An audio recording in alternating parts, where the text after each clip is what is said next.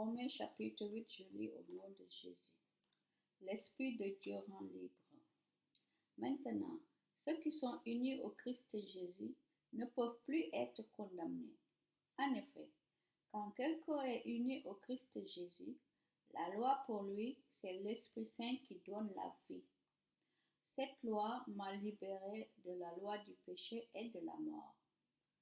La loi de Moïse ne pouvait pas faire cela, parce que la faiblesse des êtres humains l'a empêché d'agir. Mais Dieu a pu le faire.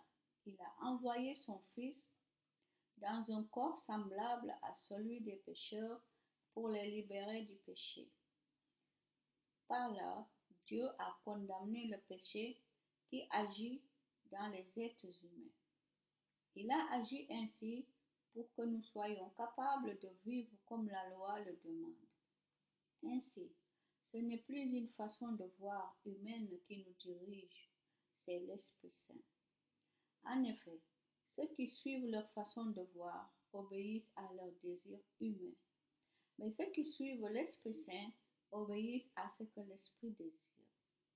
Quand quelqu'un suit ses désirs humains, il va vers la mort. Quand quelqu'un suit l'Esprit Saint, il va vers la vie et vers la paix. Oui, les désirs humains sont ennemis de Dieu. Ils n'obéissent pas à la loi de Dieu. Pour eux, c'est même impossible. Et ceux qui suivent ces désirs ne peuvent pas plaire à Dieu. Or, vous ne suivez plus ces désirs. Vous suivez l'Esprit de Dieu parce qu'il habite en vous. Si quelqu'un n'a pas l'Esprit du Christ, il n'appartient pas au Christ. Mais le Christ est en vous. Bien sûr, votre corps va mourir à cause du péché.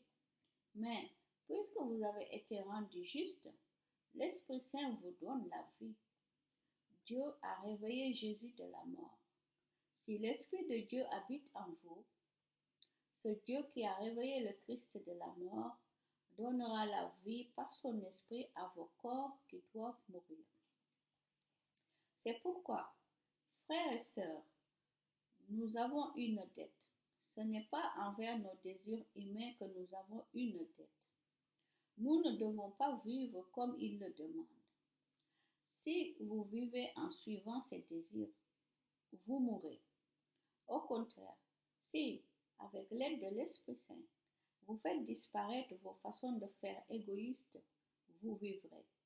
En effet, tous ceux que l'Esprit de Dieu conduit sont enfants de Dieu. Et l'Esprit que vous avez reçu ne fait pas de vous des esclaves qui ont encore peur, mais il fait de vous des enfants de Dieu. Et par cet Esprit, nous crions vers Dieu en lui disant, Abba Père. L'Esprit Saint lui-même nous donne ce témoignage. Nous sommes enfants de Dieu. Alors, si nous sommes enfants de Dieu, nous recevrons en partage les biens promis par Dieu à son peuple. Et ces biens, nous les recevrons avec le Christ. Oui, si nous participons à ses souffrances, nous participerons aussi à sa gloire. Dieu veut faire participer les êtres humains à sa gloire.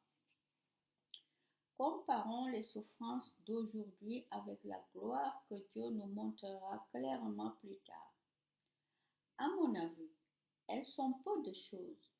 Oui, le monde créé par Dieu attend avec impatience le moment où Dieu montrera la gloire de ses enfants. Ce monde est tombé sous le pouvoir de forces qui n'ont aucune valeur. Ce n'est pas lui qui a voulu cela, mais c'est Dieu qui l'a mis sous ce pouvoir. Pourtant, il y a encore de l'espoir pour ce monde. Lui aussi, il sera libéré des forces qui le détruisent et qui le rendent esclave. Alors, il participera à la liberté et à la gloire des enfants de Dieu. Nous le savons, tout le monde créé gémit et souffre encore maintenant, comme une femme qui accouche. Mais il n'est pas le seul. Nous aussi, nous gémissons dans votre cœur en attendant d'être vraiment enfants de Dieu, est de devenir complètement libre. Pourtant, nous avons déjà reçu l'Esprit Saint comme première part des dons que Dieu a promis. En effet, nous sommes sauvés, mais en espérance seulement. Quand on voit ce qu'on espère, on n'appelle plus cela espérer. Les choses qu'on voit, est-ce qu'on peut encore les espérer? Espérer ce que nous ne voyons pas, c'est l'attendre avec beaucoup de patience. De plus, l'Esprit Saint aussi vient nous aider, nous qui sommes faibles. Nous ne savons pas prier comme il faut. Alors, l'Esprit Saint lui-même prie pour nous, avec des gémissements que la bouche ne peut pas redire. Mais Dieu voit le fond des cœurs. Il sait ce que l'Esprit veut demander. Oui, l'Esprit Saint prie comme Dieu le veut pour ceux qui lui appartiennent. Nous savons encore une chose. Dieu fait tout pour le bien de ceux qui ont de l'amour pour lui. Ceux-là, il les a appelés selon son projet. En effet, ceux que Dieu a choisis d'avance, il a aussi décidé d'avance de les faire ressembler à son Fils. Ainsi, son Fils sera l'aîné d'une grande famille. Ceux que Dieu a choisis d'avance, il les a appelés il les a aussi appelés, ceux qu'il a appelés, il les a aussi rendus justes, et ceux qu'il a rendus justes, il leur a aussi donné sa gloire. Rien ne peut séparer de l'amour de Dieu. Que Dieu de plus? Si Dieu est pour nous, qui sera contre nous? Même à son Fils, Dieu n'a pas évité la souffrance, mais il l'a livré pour nous tous. Alors, avec son Fils, il va tout nous donner gratuitement. Qui peut accuser ce que Dieu a choisi? Personne. En effet, Dieu les rend justes. Qui peut les condamner? Personne. En effet, le Christ Jésus est mort. De plus, il s'est réveillé de la mort. Il est à la droite de Dieu et il prie pour nous. Qui peut nous séparer de l'amour du Christ? Est-ce que c'est le malheur ou l'inquiétude, la souffrance venant des autres, ou bien la faim, la pauvreté, les dangers ou la mort? Les livres saints disent, à cause de toi, nous risquons sans arrêt la mort.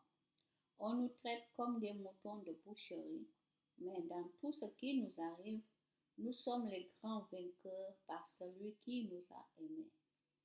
Oui, j'en suis sûre, rien ne pourra nous séparer de l'amour que Dieu nous a montré dans le Christ Jésus, notre Seigneur. Ni la mort, ni la vie, ni les anges, ni les esprits, ni le présent, ni l'avenir, ni tout ce qui ont pouvoir, ni les forces d'en haut, ni les forces d'en bas, ni toutes les choses créées. Rien ne pourra nous séparer de l'amour de Dieu. Amen.